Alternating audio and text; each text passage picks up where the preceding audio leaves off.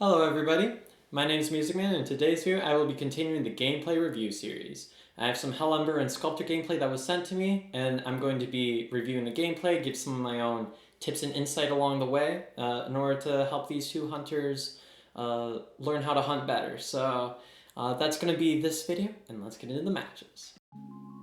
Alright, so to start I'm going to be looking at the Ember match. This looks like it's spawn group 5 on hospital. This is my least favorite spawn, and I cannot imagine playing this spawn with this hunter because this first chase is probably bound to be very, very tough here. And are you carrying teleport? That's interesting. I don't believe that's a cooldown for Blink because Blink's cooldown is like a lot longer than that. Oh, and you missed the hit on the postman. That's gonna hurt quite a bit. Alright, you're going to be tracking down, this looks like the mechanic?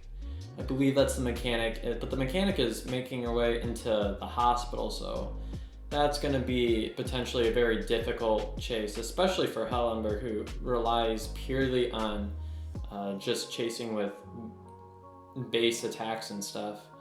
But you end up tracking down this mechanic here. She vaults this window. No, she does not vault the window. Walks outside. Looks like, oh, the embalmer's here. And you get the hit through the pallet. Okay, that's huge. Let's look at that again. So, look how he swings through the pallet. He respects the pallet. That was very interesting. It almost looked like the swing should have been a little late for that attack to collide. If that attack would have missed, then this Ember would have been at a very distinct disadvantage. But you still need to be able to get a second attack here. It looks like you sent the flame to the puppet already. Let's see what happens here. And... excuse me, what? Let me look at that again. What just happened? Okay, so you throw the puppet. You somehow get the animation to end early. And then it just like appears out of nowhere. Okay, I'm gonna need you to explain in the comments what happened there. Because I have no clue how you got that doll to appear out of nowhere. I mean, that's awesome, but no idea how that happened. Very interested to know how you did that. Okay, you got a teleport here. And it looks like you're gonna be on the mercenary here in ruins. So I believe you placed your doll at the chair already. Ooh, nice hit through the pallet, that's very nice. I mean, that could have been easily avoided though if the mercenary would have done like an elbow pad there instead, but let's see how you camp. Oh, you place the follower at the chair.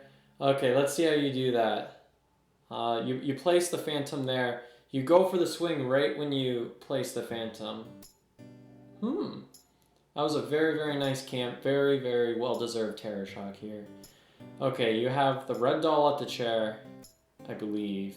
And you are taking the mechanic over to another chair. You're gonna drop to get this camp, aren't you? Okay, you switch. Oh, and you get the terror shock on the red puppet trick. Let's look at that. So there's a thing where like you can swing like mid teleport like that, and you can actually like expand that hitbox to a ridiculous length. And that's a very, very tough trick. Very, very precise. That's a very tough trick to pull off. And all of this is at 5 ciphers remaining. Bro, I barely have any tips for you. This is like near perfect gameplay here. I mean, I was gonna say teleport was gonna be difficult, but I mean, you're making teleport Ember look like distinctly overpowered. That's crazy.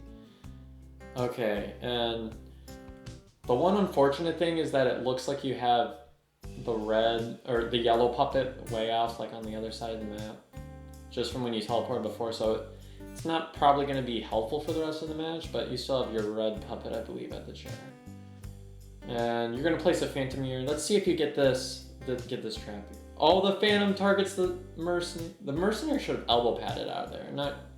I'm not sure why he didn't, but I guess he didn't. And you're on the mechanic. I'd probably just stay on the mechanic. You go back to the postman. I mean, that's not a terrible plan, but I still think you probably would have been just fine off working towards the mechanic there. Okay, and you're just gonna have to go for this last chase. They actually did the go to 2 cipher machines, so the dungeon is revealed, but you're probably gonna get this 4K. Oh, nice swing through that pallet. That was awesome. Okay, so overall, nice job. I don't really have that many tips to give you, but that was just such great gameplay. And now we go on to the Sculptor on Moonlit. I love this map so much. And that's fun. I usually don't walk into 2-story. I usually choose to go towards first stop, but you decide to go to 2-story. I mean, you're making it work well. The toy merchant unfortunately rotated like directly into you, so there's only so much you could have done then, because usually that survivor just makes a beeline to 4th stop area. This can be a tough area though. Okay. I wonder why the toy merchant didn't activate the paraglider there, because I think you could have made a lot of distance going to Godkite with the paraglider there. Okay, you get a chip hit with the statue. Very nice chip hit. And let's see if you can get the follow-up here. And, oh, you get the statue. Let's look at that again. Okay, so you get the first chip hit here. And let's see how you deal with this. So this statue unfortunately misses. Is a little bit too far to the side, but you get that statue right there. Ah, that was a very couple very well placed statues there. A lot of pressure on the toy merchant that she just wasn't able to handle there. What is this carry animation?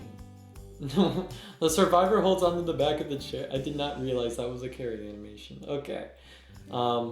Good harassment on the prospector. Usually you don't place a whole lot of statues unless they distinctly ignore it. But your goal is primarily to get them off that cipher. And let's see. The toy merchant is almost halfway, so let's see how you do this. Oh, he uses the leap right there.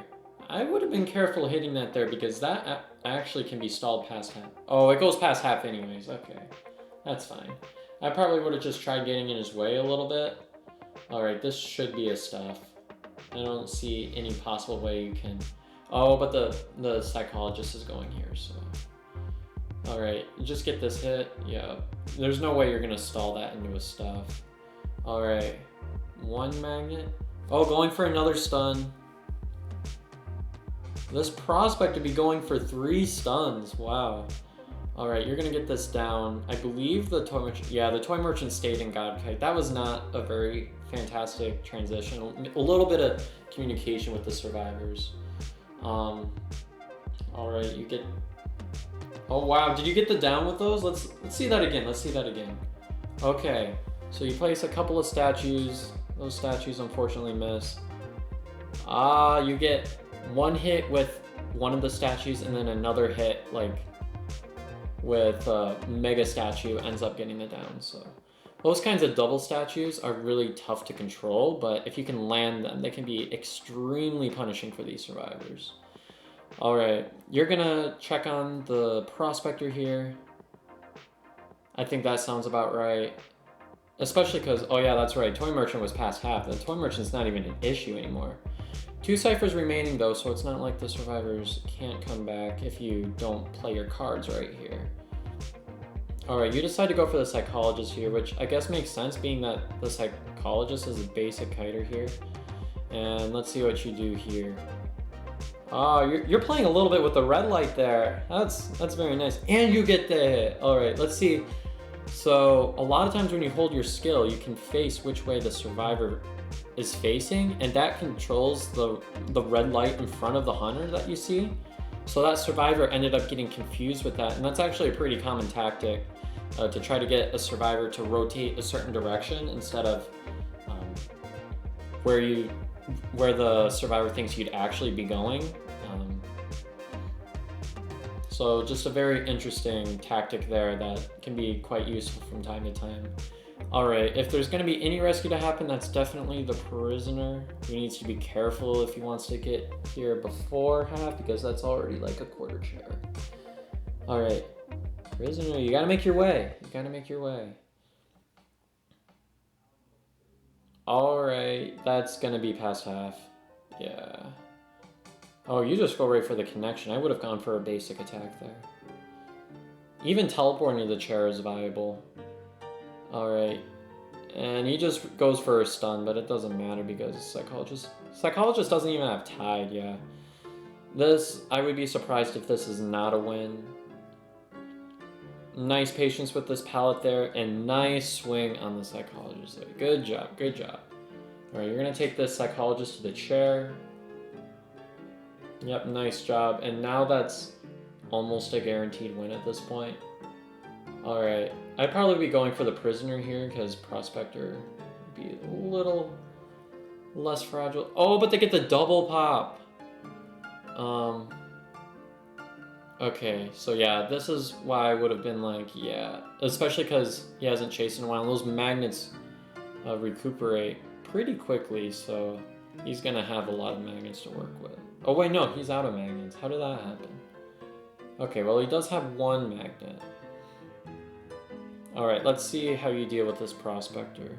Now, being that you have detention, I believe the strategy should be not going so much with the statues for the damage, but you should be trying to pull the survivor back with the statues. See, this is the problem with going for the statue attacks, is that Prospector was able to rotate a long distance away. So when you have detention, you're going to want to use those as sort of like an anti-kiting type of thing. Oh my goodness. Well, let's look at that again. That is crazy, the way you kind of struggle with the roller coaster there. If I were you, I probably would practice going across the coaster a few times, because look at all that distance the survivor is able to get. That's something that can be fixed easily with like 5 minutes of like customs with yourself, just practicing going back and forth on the coaster and making that secondhand nature. If you look at China gameplay, whenever the coaster's involved, it's like instantaneous. They like have it down, so I would just make sure you do that, because you should have been able to catch up to this Prospector by getting out right away, especially going to the wrong side first. What is the Prisoner doing? You had the gate! You had the gate. What did you do? What is that? Okay, is this gonna be a throw? This should be a tie. There's no way this isn't a tie.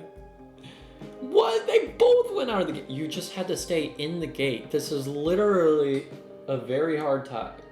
And now it's going to be a win for the Hunter, because they decided to wait outside of the gate instead of inside the gate. I have no idea why Prisoner decided to walk way outside of the gate. That made no sense to me. At least Prospector was going to be able to harass. There was no reason for the Prisoner to be waiting outside of the gate, especially for that. Okay, looks like there's going to be a rescue. I don't think there should be a tide on this. I mean, if there was tide, that would have been a little scary, but of course there's no tide. Okay, you end up going for these statues here. I mean, I don't mind. You end up getting 1 statue there, and 2 statues secures everything. Very nice job, just a few small tips, but overall, very, very nice gameplay. Alright, well that concludes today's video. If you're interested in getting your gameplay reviewed in a future video, please be sure to send your gameplay to this email right here via a Google Drive or a YouTube link, and I'll be sure to get your gameplay reviewed in a future video. And if you enjoyed this content, please be sure to leave a like and subscribe to the channel for more content like this, and I will see you all next time. Bye everybody!